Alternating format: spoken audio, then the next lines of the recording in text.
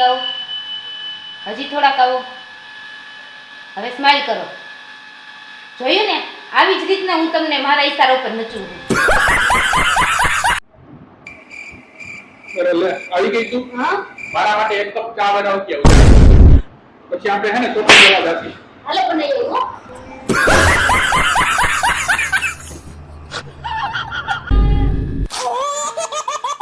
હું થયું? ઊભી રે.